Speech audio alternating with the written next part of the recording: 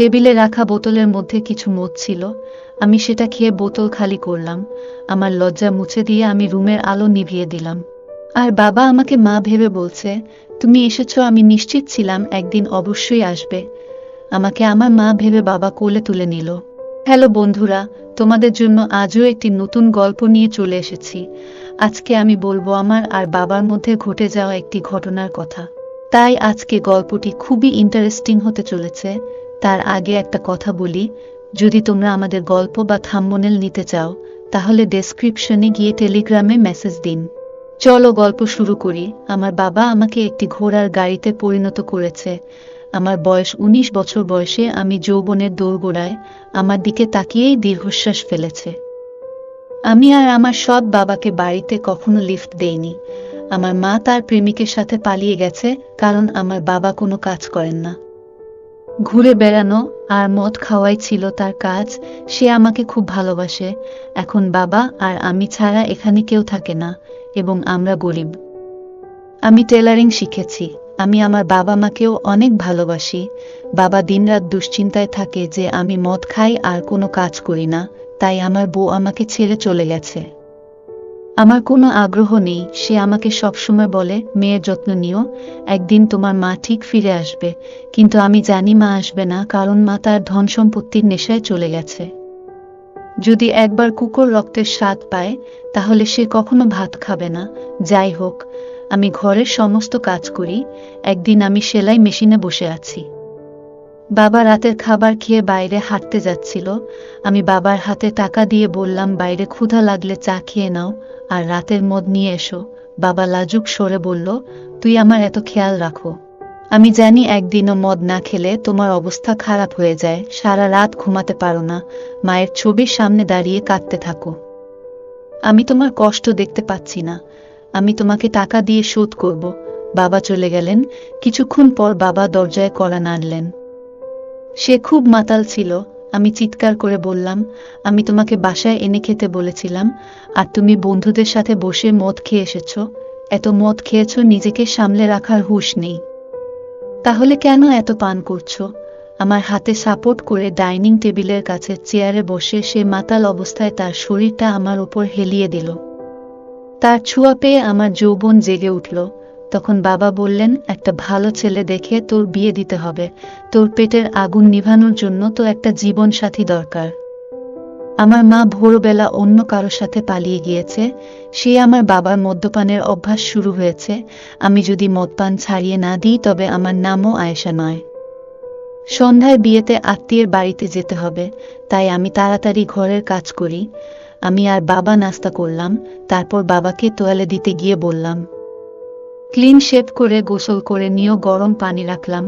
আমি গোসল করে কাপড় পরে রুমে এলাম। আমি কাপড় ধোয়ার জন্য নিয়ে যাচ্ছিলাম যখন বাবা ড্রেসিং টেবিলের কাছে এসে তার 2 হাত দিয়ে চুল শুকাচ্ছিল। হঠাৎ তার কোমরের তোয়ালেটা তার পায়ের কাছে পড়ে গেল। সে ছাড়া রুমে আর কেউ ছিল না। আমিও আছি। সেই সময় তার পিঠটা আমার দিকে ছিল। আমি আয়নায় স্পষ্ট দেখতে পাচ্ছিলাম। বাবা তাড়াতাড়ি তোয়ালেটা জড়িয়ে নিল। আমি বাবাকে বললাম, বাবা মনে আছে তো, হোটেলের বারান্দায় আমাদের দুজনের একটা পার্টিতে যেতে হবে। সন্ধ্যায় আমরা পার্টিতে গেলাম। লাইটের মধ্যে মিষ্টি গান বাজছিল। একদিকে ভেজনন ভেজ খাবারের ব্যবস্থা করা হয়েছিল, অন্যদিকে আমরা বরকনেকে আশীর্বাদ ও উপহার দিয়েছিলাম। আমরা সবাই পার্টি উপভোগ করতে লাগলাম। তারপর বাবা বিদেশি মদ খেয়ে নিলেন এবং আমি কোল্ড ড্রিঙ্কস পান করতে লাগলাম। বাবা আমার কাছ থেকে চোখ সরিয়ে সে এক এক করে সুন্দরী মেয়েদের দিকে তাকাতে লাগলো। আমি দেখলাম আজও তার চোখ দিয়ে খাচ্ছে। তখন একজন সুন্দরী আমার বাবার কাছে এসে বললেন, হাই যুবক, আপনি কি আমার সাথে নাচবেন? তিনি বাবার হাত ধরেছিলেন। তারপর বাবা আমাকে তার সাথে টেনে নিয়ে ডিজেতে গেলেন। এখন তারা দুজনেই শক্তভাবে নাচছিল। আমি তাদের মধ্যে খারাপ কিছু অনুভব করছিলাম। আমি রেগে যেতে লাগলাম। মনে হলো আমি ওর মুখ ছিঁড়ে ফেলি। তখন আমার ভিতর থেকে একটা আওয়াজ এলো, আয়েশা, উনি তোর বাবা, তোর স্বামী নন। তোর খুব হিংসা হচ্ছে। ও তোর মায়ের সুখ পায়নি, তাই হয়তো ওই মহিলার কাছে গেছে। আমি রেগে বাবাকে ওখান থেকে একটু দূরে নিয়ে গেলাম। আমি বাবাকে বললাম, তুমি নিশ্চয়ই ওই মহিলার সাথে ভালো এনজয় করছো। বাবা বলল, আরে সে তোমার মায়ের বন্ধু রেখা।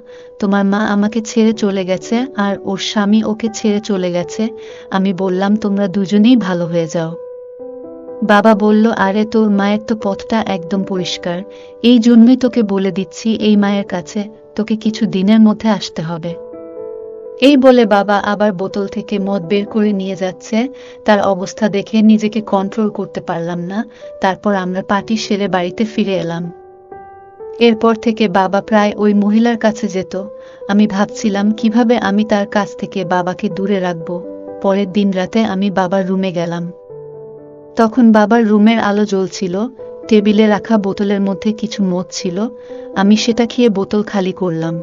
আমার লজ্জা মুছে দিয়ে আমি রুমের আলো নিভিয়ে দিলাম। আর বাবা আমাকে মা ভেবে বলছে, তুমি এসেছো, আমি নিশ্চিত ছিলাম একদিন অবশ্যই আসবে। আমাকে আমার মা ভেবে বাবা কোলে তুলে নিল। প্রথম প্রথম খারাপ লাগছিল, কিছুক্ষণ পর আমিও খুব মজা পাচ্ছিলাম।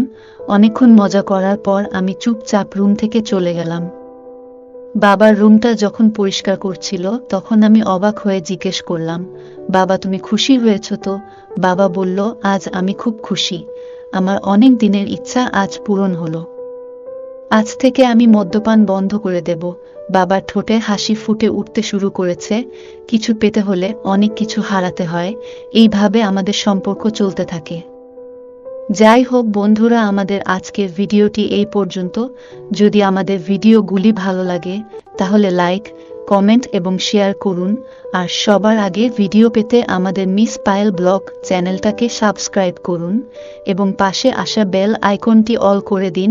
সবাইকে ধন্যবাদ।